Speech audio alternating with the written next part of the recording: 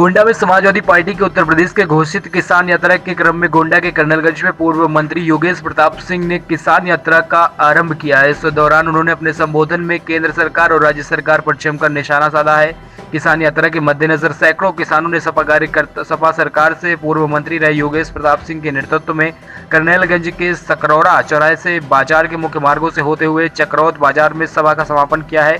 यात्रा शुरू होने से पूर्व ही योगेश प्रताप सिंह ने कृषि कानून के विरोध में प्रदेश सरकार व राज्य सरकार को जमकर कोसा और बिल को वापस लेने की मांग को दोहराते हुए सरकार को किसान विरोधी करार दिया। इस दौरान उन्होंने अपनी सरकार पर धान खरीद में हेराफेरी, गन्ना मूल्य बढ़ोतरी और प्रशासनिक व्यवस्था पर भी सवाल उठाए हैं।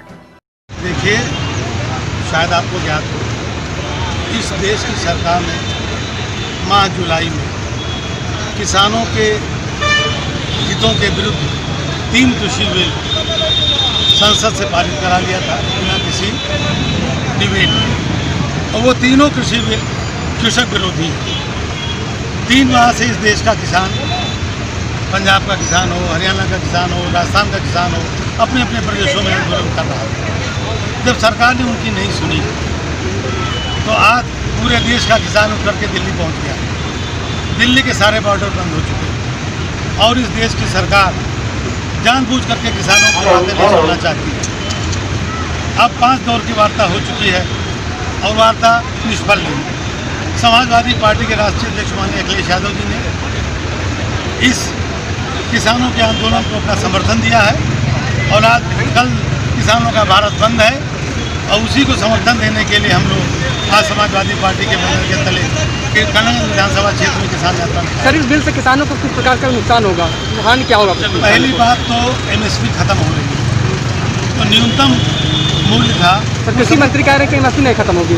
आप लिख के दे दो ना।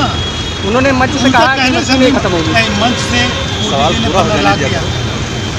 मंच से मोदी जी ने 15 लाख दिया था। मंच से मोदी जी ने कहा था कि 18 दिन में कोरोना खत्म कर देंगे। मंच से मोदी जी ने कहा था कि अगर कहीं गड़बड़ हो गया नोटबंदी में तो मुझे किसी चौराहे पे खड़ा कर देना। एक भी बात पूरी हुई? इन झूठे लोगों की बात का क्या विश्वास? आप संसद में कहो ना, आप कृषि बिल में लाओ ना, आप कृषि विधेयक में लाओ ना, क्यों नहीं? आप ये व्यक्ति की हैसियत से दिया गया बयान तो बयान नहीं होता। मंत्री की हैसियत से संसद में दिया गया बयान उसकी कीमत है। सर, अभी यूपी सरकार ने एक लफ्ज़ियात पे कानून पास किया है, इसको आप कैसे मानते हैं? देखिए, इन सब चीज़ों पर आज किसान के मुद्दे पर अन्य विषयों पर कहीं आपको बात करो।